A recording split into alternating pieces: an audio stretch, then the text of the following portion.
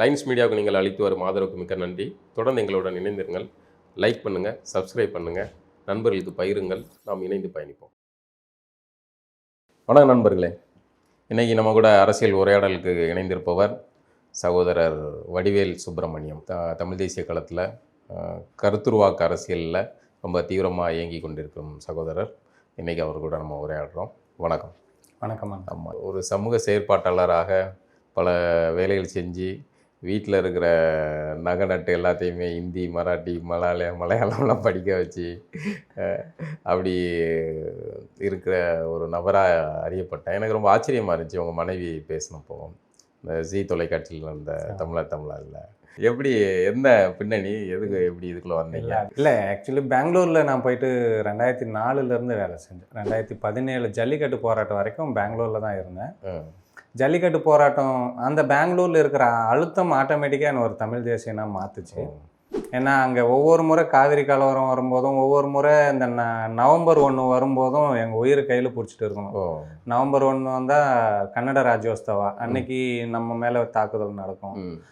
அதெல்லாம் கன்னடா இல்லாத பெயர் பலகைகள் போலீஸ் துணையோடு காவலோடு அடித்து நொறுக்கப்படும். அதெல்லாம் பார்க்குறப்போ ஏன்டா நம்ம மண்ணில் நம்ம இந்த மாதிரிலாம் இல்லையே.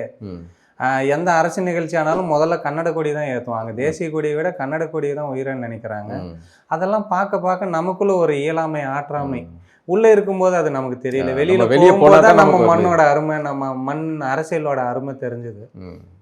அப்போ சமூக வலைத்தளங்கள் வந்த புதுசு.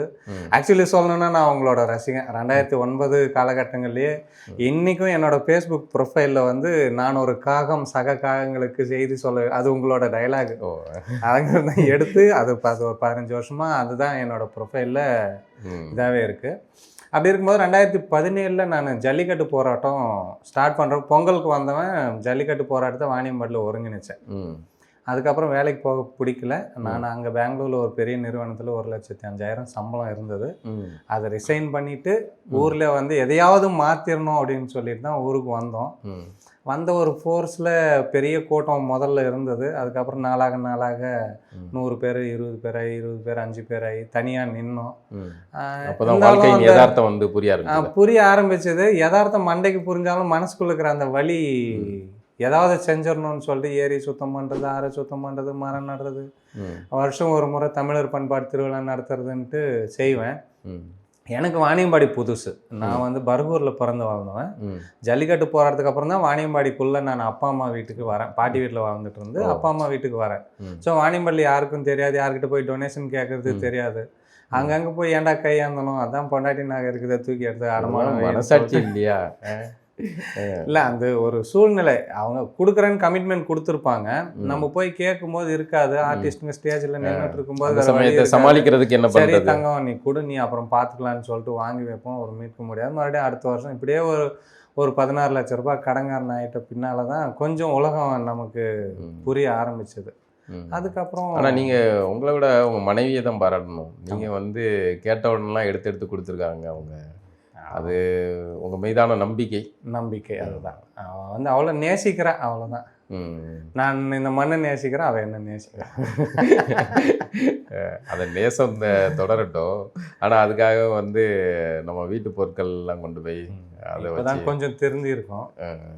பார்க்கலாம். இயற்கையும் தமிழனையும் கைவிடாதுன்ற ஒரு நம்பிக்கை தான். இல்லை, ஒருவேளை தமிழ் சார்ந்து இப்படி பேசுகிறவங்களாம் இப்படி தான் சிரமப்படணும் அப்படிங்கிற மாதிரி ஒன்று தோணுது. ஆமாம், என்னென்னா தமிழ் சார்ந்து, தமிழ் தேசியமோ தமிழ் சார்ந்து பேசுகிறவங்க எல்லாரோட பிரச்சனை என்னென்னா பொருளாதாரம் தான். யார்கிட்டையும் போய் நிற்கவும் முடியாது, சமரசமாகும். இப்போ கொஞ்சம் நான் சமரசமானேன்னா எனக்கும் லட்சங்களில் வருமானம் வரும். சமரசமாகாமல் கொள்கை, கோட்பாடு, நீதி, நேர்மை, மனசாட்சி, மண்ணுக்கு விசுவாசமாக இருக்கணும், இயற்கைக்கு விசுவாசமாக இருக்கணும், நம்ம தான் இந்த மண்ணை காப்பாற்றணும்ட்டு மனசுல நம்ப வச்சுட்டாங்க நம்மளெல்லாம்.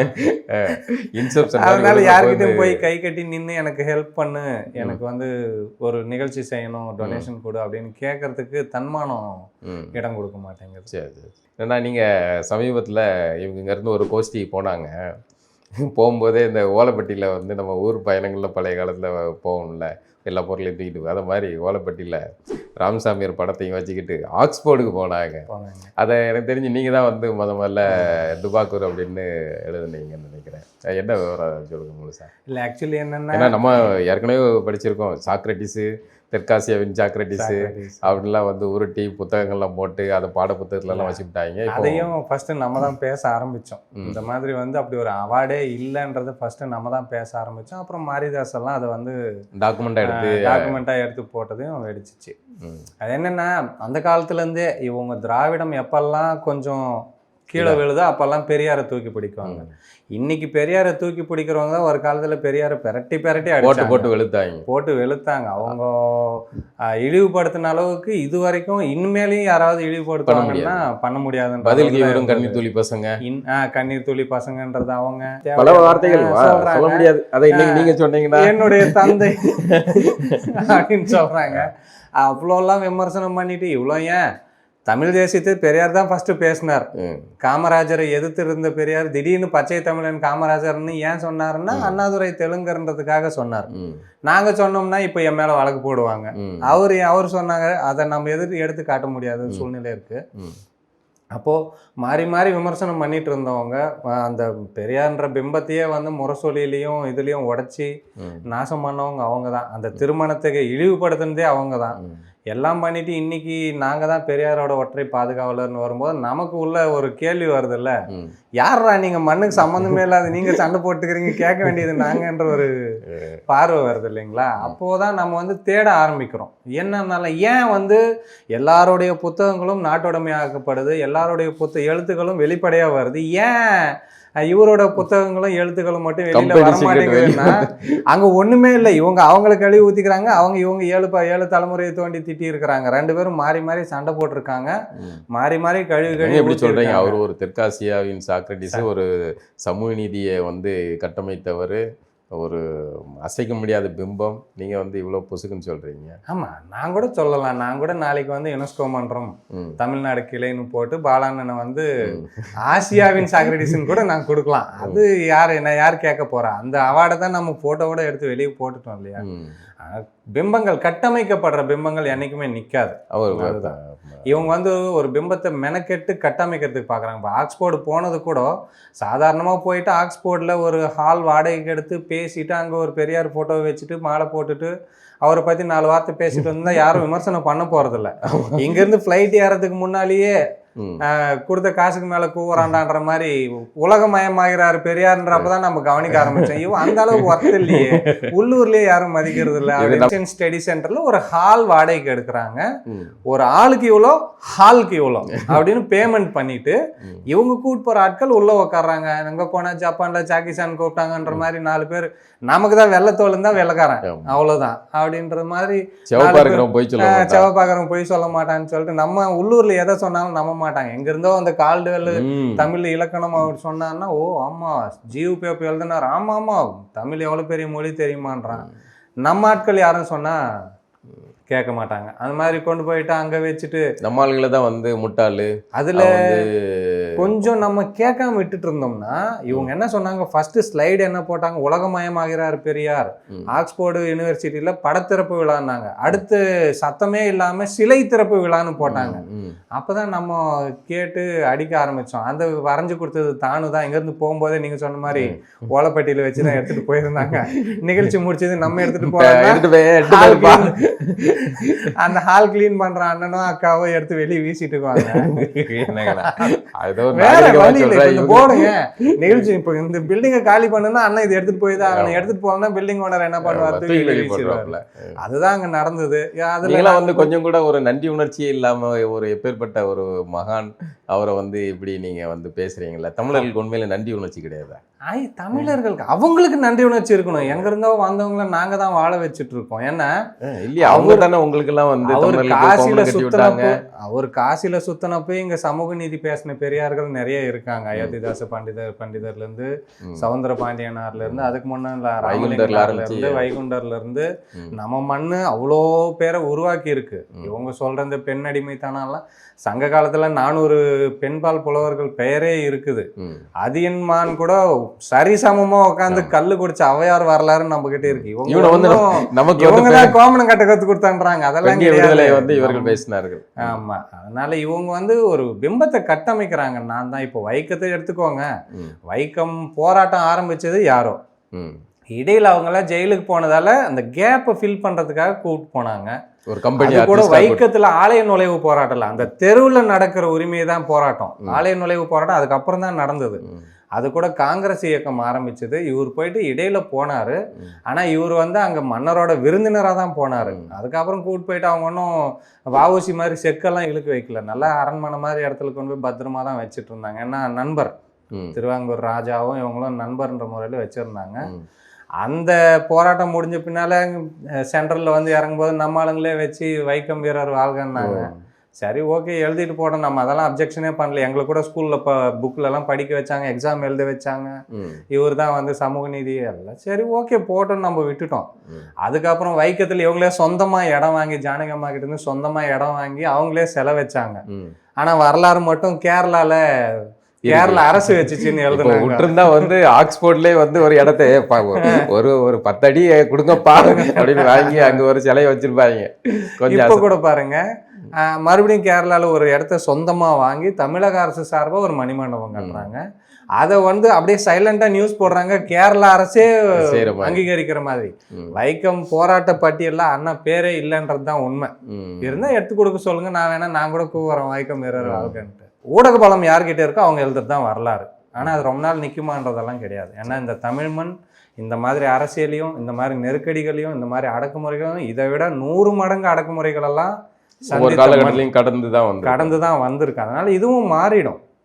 உண்மை எதுவும் இப்போ திராவிடம் எல்லாம் வந்து இந்த 2009க்கு அப்புறம் வந்து ஒரு நிகழ்வுகளை நீங்க பாக்குறீங்களா? இதை எப்படி பாக்குறீங்க? திராவிடம் உண்மையிலே தொடருமா, அது அல்லது வீழ்ச்சி காலத்துல இருக்கா? தமிழ் தேசிய எழுச்சி வந்து சரியா பயணிக்குதா? என்ன மாதிரி தோணுது உங்களுக்கு? இல்லை, திராவிடம் கண்டிப்பாக தன்னோட இறுதி முடிவுரை எழுதிட்டு இருக்கிறதுன்னு தான் உறுதியாக சொல்லுவேன். ஏன்னா போன தலைமுறைக்கு குறைந்தபட்சம் திராவிடம் அப்படின்னு ஏதோ ஒரு 4 விஷயங்கள் பேசுறதுக்கான ஆட்கள் இருந்தாங்க. இன்னைக்கு வந்து பெரியார் வாழ்கன்றதை தவிர்த்து திராவிடம்னா என்னன்னு தெரியாது. நாங்கள் திராவிடர்கள், திராவிட மாடல்ன்றாங்க. எனக்கு தெரிஞ்ச வரைக்கும் இன்னைக்கு திராவிடத்தை பற்றி பேச தெரிந்தவர்கள் யாரும் இல்லைன்றது தான் உண்மை. அப்படியே அங்கே திராவிடம் பேசுகிறவர்கள் இருந்தாலும் அவங்கெல்லாம் தமிழ் தேசியம் பேசி கால சூழ்நிலையால் சுபவீர பாண்டியன் மாதிரி, தோழ தியாகு மாதிரி கடைசி காலகட்டங்களில் வேறு வழியே இல்லாமல் அங்கே போய் சரண்டரானவங்க மட்டும்தான் அங்கே இருக்காங்க. அப்போ திராவிடம்ன்றது வந்து கட்டமைக்கப்படுகிறது. அது கட்டமைக்கப்படுற பிம்பம்லாம் ரொம்ப நாள் தாங்காதுங்கண்ணா. ஒரு ப்ரெஷர் அதிகமாகும் போது உடஞ்சிரும். அவ்வளோதான். திராவிட மாடல் தமிழ் தேசியம் வந்து என்னென்னா எல்லாருமே ரியலைஸ் பண்ண ஆரம்பிச்சிட்டாங்க. இன்னைக்கு கேரளா விழிஞம் துறைமுகம் கேரளாவில் கட்டுறான், அதுக்கான கல் ஏன் தமிழ்நாட்டிலேருந்து போகுது, ஏன் அவன் ஊரில் மழை இல்லையான்ற கேள்வி ஒவ்வொருத்தனுக்குள்ளேயும் இருக்கு. ஆனால் கேட்க முடியாத இடத்துல இருக்காங்க. இதை தூத்துக்குடியில் இப்போ துறைமுகம் கட்டுறேன்றாங்க. ஏன் அங்கே துறைமுகம் கட்டுறான், இங்கே கப்பல் கட்டும் தளம் கட்டுறான் அப்படின்னு சொல்லி யாரும் கேட்க மாட்டேறாங்க. எக்கனாமிக்கலாக இதனால் என்ன லாபம், அதனால் என்ன லாபம்னு யாருக்கும் புரிய மாட்டேங்குது. ஆனால் புரிய வேண்டிய இளைஞர் கூட்டத்துக்கு அது புரியுது. இப்போ தமிழ் கேள்வி கேட்க ஆரம்பிக்கிறாங்க. ஒவ்வொரு ஊர்லேயும் குவாரிக்கு எதிராக போராடுறாங்க, மணலுக்கு எதிராக போராடுறாங்க, மண் கடத்தலுக்கு எதிராக போராடுறாங்க, இயற்கை வள சுரண்டலுக்கு எதிராக போராடுறாங்க. மலைகள்லாம் அப்படியே காணாம போகுது. கேள்வி கேட்குற ஒரு தலைமுறை உருவாகி இருக்கு. அதாவது ஏன்னா தமிழ் தேசியம்ன்றது ஒரு கருத்தியல் கிடையாது, அது ஒரு வாழ்வியல். அது வாழ்க்கையில கொண்டு வரணும். என் மண்ணு, என் மொழி, என்னோட இயற்கை, என்னோட சூழ்நிலை, என் வருங்கால சந்ததிக்கானதுன்ற அடிப்படை புரிதல் தான் தமிழ் தேசியம். ஆனா திராவிடன்றது அப்படி கிடையாது. இங்க வந்த பிற மொழியாளர்கள் தங்களை வந்து தமிழர்களை சுரண்டி கொழுக்கிறதுக்காக போட்டுக்கிட்ட வேஷம்லாம் சீக்கிரம் கலைஞ்சிரும் இல்லைங்களா? ரொம்ப நாள் கலையாம இருந்துட்டேன் இல்ல, அது கட்டமைக்கிறாங்க. அதுதான் இப்போ எந்த திராவிட கூட்டம் பெரியாரை அடிச்சிச்சோ அதே கூட்டம் தான் இன்னைக்கு பெரியாரை தூக்கி பிடிக்குது. எவ்வளவு நாள் நீங்க தூக்கி பிடிக்குவீங்க? கேள்வி கேட்குற தலைமுறை வருதில்ல. யுனெஸ்கோ போயிடுச்சு, தெற்காசியன் சாக்ரட்டிஸ் போயிடுச்சு, பெண் விடுதலை போயிடுச்சு, ரஸ்லர் எழுதின பெண் என் அடிமையானால் அது எங்கிருந்து வந்துச்சுன்னு போயிடுச்சு. இவங்க சொல்ற பொன்மொழிகள் எல்லாம் எங்கிருந்து எடுக்கிறாங்க, இவங்க சொன்ன டயலாக் எல்லாம் எங்கிருந்து எடுத்தாங்க, இவங்க ஆக்சுவலி என்ன சொன்னாங்க, எல்லாமே இன்னைக்கு இருக்கிற தலைமுறை தோண்டி எடுக்குது இல்லைங்களா? ஒன்றும் இல்லைங்க சார், ரொம்ப சிம்பிள். அவருடைய புத்தகங்களையும் எழுத்துக்களையும் வெளிப்படையா வைக்கட்டுமே, 1 மாசத்துல திராவிடத்தை முடிச்சிருவாங்க. அந்த பயம் இருக்கனால தான் ஏன்னா முரண்பாடுகளின் மொத்த உருவம் திடீர்னு அதிகாரத்துல காமராஜர் தமிழ்நாடு தமிழருக்கு என்கிறது, அப்புறம் திரும்ப வந்து தமிழரை எதிர்க்கிறது, திராவிடத்தை தூக்கி பிடிக்கிறது, அப்புறம் திராவிடத்தை இவங்களே தூக்கி திராவிட தமிழ் தேசியம்னு சொல்லி ஐயா மணியரசன் ஐயா சொன்ன மாதிரி கருவாட்டு சாம்பார் மாதிரி எல்லாமே இவங்க என்ன செய்யறதுன்னு தெரியாம ஆளுக்கு ஒரு பக்கம் ஓடிட்டு இருக்காங்க. அதிகாரத்துல இருக்கணும்ன்றதுக்காக என்னெல்லாம் செய்ய முடியுமோ அதெல்லாம் செய்யறாங்க. சரி, இவருடைய வரவு எப்படி பாக்குறீங்க? சீமானுடைய அரசியல் இப்போ விஜய் வேற களத்துல இறங்கியிருக்காப்புல, சீமான் அண்ணனோட அரசியல் வந்து இப்போதான் ஓரளவுக்கு வர வேண்டிய இடத்துக்கு வந்திருக்காரு. நம்ம ஆரம்பத்துல இருந்தே இப்போ வந்து பெரியார் மண்ணுன்னு சொன்னாங்க. பெரியார் மண்ணுன்னு சொல்லி அண்ணந்தாலையில ஒரு கொஞ்சம் களிமண் ஒட்டி இருந்தது, அதெல்லாம் இப்போ கரைஞ்சி போயிடுச்சு. அப்போ இப்போதான் வர வேண்டிய இடத்துக்கு சரியா வந்திருக்காரு. ஏன்னா திராவிடம் அப்படின்றத இழுத்து பிடிச்சிட்டாலாம் இந்த தமிழ் மண்ணில் தமிழ் தேசிய அரசியலை கட்டமைக்க முடியாது. இன்னைக்கு இப்போ சீமான் அண்ணன் கூட்டத்துக்கு ஒரு 1000 பேர் வரான்னா 1000 பேரும் அந்த புரிதலோட வந்து உட்கார்றவன். இப்போ சீமான் அண்ணன் கூட்டத்தில் மழை வரும், எல்லாம் நனைஞ்சிட்டே உட்காருவாங்க, இவரும் நனைஞ்சிட்டே பேசுவாங்க. அதை தான் இவங்க காப்பி அடிக்கிறாங்க. மரங்களுக்கு மாநாடு போட்டப்போ கிண்டல் பண்ணாங்க, இவங்க அலையாத்தி காடுகளுக்கு மாநாடு போடுறாங்க. இப்போ திராவிடத்துக்கு என்ன பண்றதுன்னு தெரியல. தமிழ் தேசிய கருத்தியல் ஓரளவுக்கு நல்லாவே ஸ்ட்ராங் ஆயிடுச்சு. சீமான் கூட இருக்கிற தமிழ் தேசியர்கள் வேற, வெளியில இருந்துட்டு தேர்தல் அப்போ மட்டும் சீமானை ஆதரிக்கிற தமிழ் தேசியர்கள் 2 பேருமே அங்க ஒரு புரிதலோட தான் இருக்காங்க. அவங்களுக்குள்ள சின்ன சின்ன முரண்பாடுகள் இருக்கு, ஆனா நல்ல புரிதலோட இருக்காங்க. 1000 பேர் இருந்தாலும் அந்த 1000 பேரும் மண்ணுக்கான அரசியல் பேசுறவன். அவன் 1000 பேர் 2000 பேர் ஆகும், 4000 பேர் ஆகும், அது வளர்ச்சியில போயிட்டே தான் இருக்கும். அந்த காலகட்டத்துக்காக ஒரு கருத்தியலை ஏற்கிறவங்க எல்லாம் நிக்க மாட்டாங்க. அதே மாதிரி விஜய் வந்து பாத்தீங்கன்னா, விஜயோட அரசியல் நான் எப்படி பாக்குறேன்னா, அவருக்கு இன்னும் கொஞ்சம் டைம் கொடுக்கணும். இப்போ முதல் நாள் ஒரு 50,000 பேர் 60,000 பேர் ஏர்போர்ட்லேருந்து வெளியவே வர முடியாத சூழ்நிலை இருந்தது. ஆனால் முறை திருச்சி சுற்று வட்டாரத்தில் இருக்கிறவங்களாம் விஜயை பார்த்துட்டால 2வது முறை வரல. அது வந்து ஒரு திரை கவர்ச்சி அரசியல் தான். அவர் உண்மையாவே நம்ம ஒரு நடிகர் வந்திருக்காரு அப்படின்னா வந்து பாத்தீங்கன்னா ஒரு ஊர் பகுதி ஷூட்டிங்னா மொத்த ஊரும் போய் பார்க்க போவோம். ஏன்னா அந்த ஷூட்டிங்கிறது அந்த கிராம மக்களுக்கு புதுசு, அதனால மொத்த பேரும் போய் பார்க்க போவாங்க.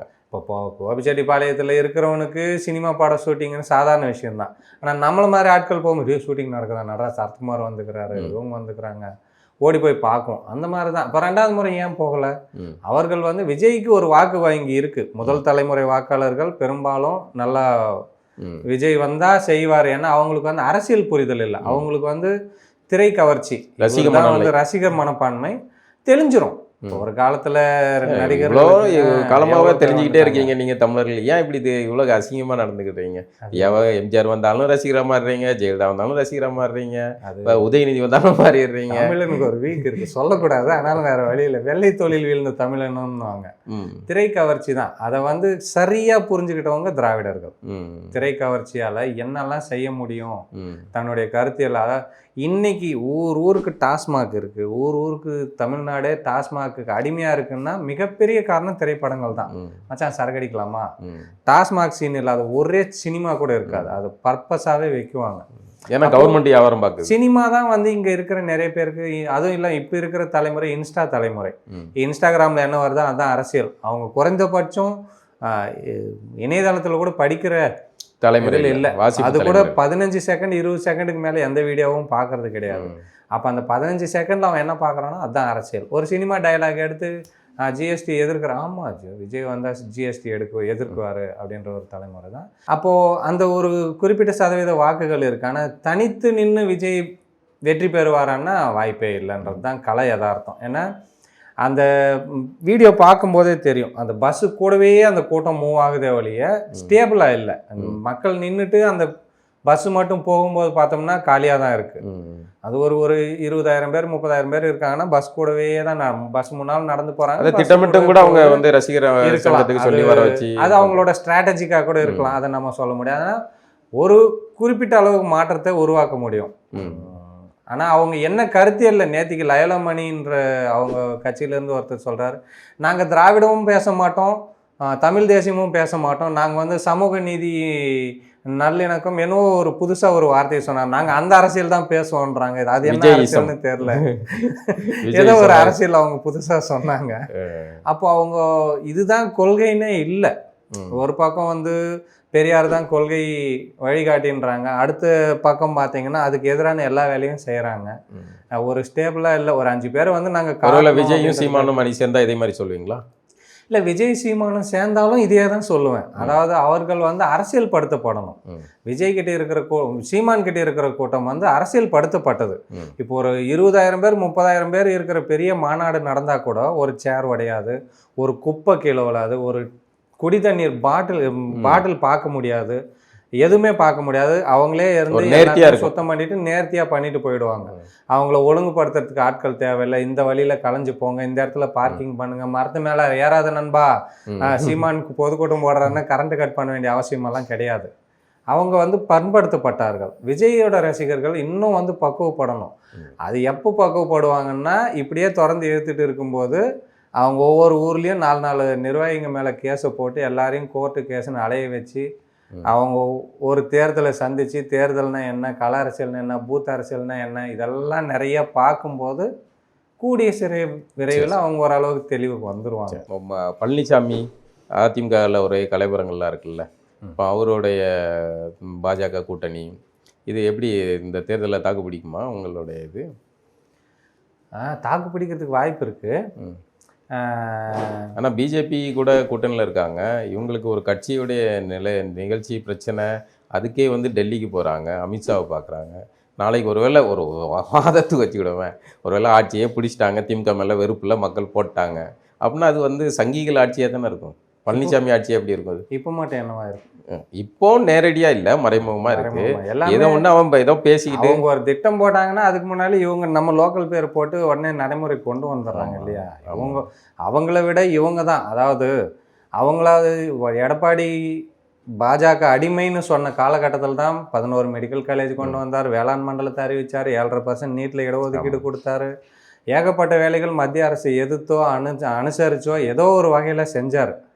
இவங்க 7.5% 10% ஆக்குவேன்னு சொன்ன அந்த நீட் தேர்வு இடஒதுக்கீடையே இன்னும் கொண்டு வரல. அப்போ அவங்கள விட இவங்க தான் அடிமைத்தனமாக இருக்கிறாங்கன்னு தான் நம்ம சொல்லணும். 40 MP எத்தனை நாள் நாடாளுமன்றத்தை முடக்கியிருக்காங்க? இப்போது கேரளா கூட வந்து நல்ல தொடர்பில் இருக்கிறாங்க. ஏன் 142 152 அடி உயரத்துக்கு தண்ணி தேக்கி வைக்க முடியல? வேண்டாம், பேபி அணையில் 19 மரம் வெட்டணும். பல வருஷமாக, இப்போ 17 வருஷமாக ஒரு மரத்தை வெட்ட விட மாட்டேன்றாங்க. அங்கே ஒரு போட்டு கொண்டு போய் நம்ம இது பண்ண முடியல. பேபி அணையை பராமரிக்கிறதுக்கு தளவாடங்கள் கொண்டு போகிறது தடுக்கிறாங்க. ஆனால் மாதத்துக்கு 2 முறை பினராயி விஜயன்கிட்ட பேசுகிறாங்க. ஏன் இதெல்லாம் செய்ய முடியாது? செய்ய மாட்டாங்க. அவங்க இந்த மண்ணுக்கானவர்கள் இல்லை. அப்படி பார்க்கும்போது எடப்பாடி எவ்வளோ பெட்ரு. இப்போ பிஜேபி நம்ம வந்து சாதாரணமாக எடை போட முடியும். என்னுடைய பார்வையில் வந்து பிஜேபி குறைந்தபட்சம் 10% ஓட் பேங்க் இருக்குது. போன தேர்தலில் அதிமுக வெறும் 2 லட்சம் ஓட்டில் தான் வெற்றி வாய்ப்பை விட்டாங்க. இப்போ இந்த 10% ஓட்டு கூட வரும்போது அவங்களுக்கு பலம் தான். நம்ம வேணால் வெளியில் பேசிக்கலாம், சிறுபான்மை சங்கின்லாம். ஆனால் பாஜக வளர்ந்துருக்கு. அதாவது இன்னும் சொல்லணும்னா, அதிமுக ஆட்சியில் RSS முகாம்கள் நடத்தப்படலை. திமுக ஆட்சியில் தான் RSS கேம்ப்பு, ஊட்டியிலேருந்து எல்லா ஊர்லேயும் கேம்ப் நடக்குது, RSS சாகா எல்லாம் நடக்குது. அப்போது யார் வந்தாலும் நம்மளுக்கு பிரச்சனை இல்லை. பாஜக வளர்ந்துடுச்சு அப்படிங்கிறது யதார்த்தத்தை நம்ம புரிஞ்சுக்கணும். அது பாஜக கூட கூட்டணி போகிறது கூடுதல் பலமாக தான் அதிமுகவுக்கு பார்க்கணும். என்னென்னா அதிமுகவை சாப்பிடாம பார்த்துடணும். இவங்க வந்து கூட்டணி கண்டிப்பாக அப்படி ஒன்று நடக்கும்னு நினைக்கிறீங்க? வாய்ப்பு இருக்கு. அதிமுகவை உடைச்சி என்ன இன்றைக்கு உங்க கட்சியோட இதையே நீங்க முடிவு பண்றதுக்கு அமித்ஷாவை போய் பாக்குறீங்க. நீங்க எப்படி வந்து ஆட்சியை பாதுகாப்பீங்க, இல்லை வந்து எப்படி வந்து உங்க கட்சியை பாதுகாப்பீங்க? அப்படி கிடையாதுன்னா, நீங்க இப்போ அமித்ஷாவை எல்லாரும் தான் போய் பாக்குறாங்க. அமித்ஷாவை எல்லாரும் பாக்குறாங்க. எதுக்கு பாக்குறாங்க அப்படின்னு இருக்குல்ல. இப்போ எடப்பாடி பழனிசாமி சொன்னாரா, என் கட்சி பிரச்சனை நான் போய் பாக்குறேன்னு சொன்னாரா? கூட்டணி தலைவர்ன்ற வெளியே என்ன பேசி வெளியே நீங்க வந்து அமித்ஷாவை தானே 2 நாள் வெளியே நீங்க சும்மா 1000 கதை ஊருட்டல்னு சொல்லிட்டு போகலாம். நீங்க டெல்லிக்கு எதுக்கு போறீங்கிறதா ஊரறிஞ்ச ரகசியமா இருக்குல்ல. இல்ல, அவர் ஒன்றும் தலைமறைவா போகல இல்லைங்களா? எல்லாருக்கும் சொல்லி அதே அமித்ஷாவை 2 நாள் வெயிட் பண்ண வச்சாருல்ல, அப்பாயின்மெண்ட் கொடுக்காம. அப்போ அடிமையாக இருந்திருந்தா கூப்பிட்டு செகண்ட் ஓடி இருப்பாங்கல்ல. அவர் 2 நாள் வெயிட் பண்ண வச்சு அண்ணாமலையை மாற்று நான் கூட்டணி பேசுறதுக்கு வரேன்னு சொல்லு. அப்போ அவர் தலைமைன்ற முறையில் இவர் ஸ்ட்ராங்காக தான் இருக்கிறாரு. அவங்களுக்குள்ள ஏதாவது பேச்சுவார்த்தை இருந்திருக்கலாம்.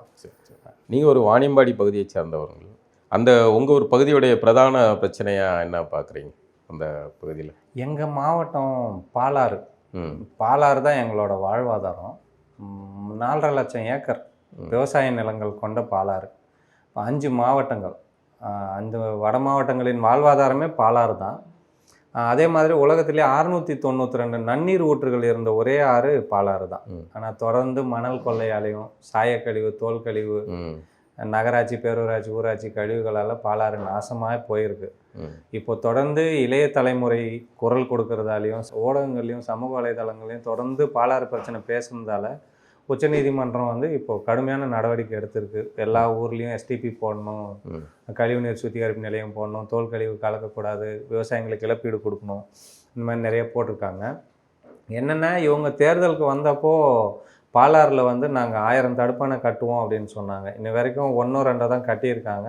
இந்த பட்ஜெட்டில் தான் எங்கள் திருப்பத்தூர் மாவட்டத்துக்கு 2 தடுப்பணை வந்திருக்கு. அந்த தடுப்பணைகள் வந்தால் நான் சீக்கிரமாக ஆரம்பித்தாங்கன்னா நல்லாயிருக்கும். இப்போ என்ன எங்களுக்கு ஒரு வழி இருக்குங்கண்ணா. என்னென்னா பாலாறு சங்க இலக்கியங்கள்லேருந்து மிகப்பெரிய வரலாறு கொண்டது. பாலாறை கண்ட்ரோலில் வைக்கணுன்றதுக்காக தான் சோழர்கள் போயிட்டு நந்தி மலையை வந்து கண்ட்ரோலில் வச்சுருந்தாங்க. ஏன்னா எந்த நதி உற்பத்தி ஆகுதோ, காவிரி உற்பத்தி ஆகிற குடகையும் சோழர்கள் கண்ட்ரோலில் வச்சுருந்தாங்க. பாலாறு உற்பத்தி ஆகிற பாலாறு, தென்பெண்ணை, அர்காவதி ஒரு 5 நதி வந்து நந்தி மலையில் உற்பத்தி ஆகுது. அதையும் வந்து அவங்க இன்றைக்கும் ராஜராஜ சோழனோட கல்வெட்டுகள் அந்த இதெல்லாம் அங்கே இருக்குது. அவ்வளோ பேணி பாதுகாத்த ஒரு பாலாறு இன்றைக்கி வந்து அந்த பாலாத்தங்கரையில் உட்காந்துட்டு நாங்கள் ஒகேனக்கல் கூட்டு குடிநீர் திட்டத்துக்கு தண்ணி வருமானு டெய்லி பார்த்துட்ருக்கோம். அதுக்காக கோடிக்கணக்கில் எங்கள் மக்களோட வரி பணம் ஒகேனக்கல் கூட்டு குடிநீர் திட்டத்துக்கு போகுது. இந்த நிலைமை மாறி நாங்கள் பாலாத்து தண்ணி குடிக்கணுன்றது தான் எங்களோட ஆசை. அது கூடிய சீக்கிரம் இயற்கை கருணை பண்ணணும், துணை புரியணும், வேறு வழியில். ஏன்னா விவசாயம் முப்போகம் விளைஞ்ச பாலாறுங்கன்னா எப்படின்னா எங்கள் மாவட்டத்தில் வந்து முப்போகம் நெல், கரும்பு, வாழையெல்லாம் வந்து அளவுக்கு அதிகமாக விளைஞ்சது. வேலூர் ஒருங்கிணைந்த வேலூர் மாவட்டத்தில் மட்டும் 3 சர்க்கரை ஆலைகள் பாலாத்தங்கரையில் இருந்தது. ஒன்று கேத்தாண்டப்பட்டி, இன்னொன்று ஆம்பூர், இன்னொன்று வேலூர். 3 இடத்துல 3 சர்க்கரை ஆலைகள் இருந்தது. அந்த அளவுக்கு கரும்பு உற்பத்தி இருந்தது. இன்றைக்கி 2 ஆலையும் மூடிட்டாங்க. 3வது கேத்தாண்டப்பட்டி சுகர் மில் மட்டும் கள்ளக்குறிச்சி, சேலம் பக்கந்து கரும்பு கொண்டு வந்து அரவையில் இருக்குது. அப்போது எங்கள் மாவட்டத்தில் கரும்பு விவசாயம் என்னடா ஆச்சுன்னா மொத்த நிலத்தடி நீர்லேயும் முடிஞ்சு போயிடுச்சு. 1000 அடிக்கு பாலாத்தங்கரில் 1000 அடிக்கு போர் போட்டால் தண்ணி வர மாட்டேங்குது. குடிக்கிறதுக்கு தண்ணி இல்லை, விவசாயம் பண்ண தண்ணி இல்லை. இது மாறணும். சரி, மீண்டும் ஒரு நிகழ்ச்சியில் சந்திப்போம். ரொம்ப நன்றி. நன்றி.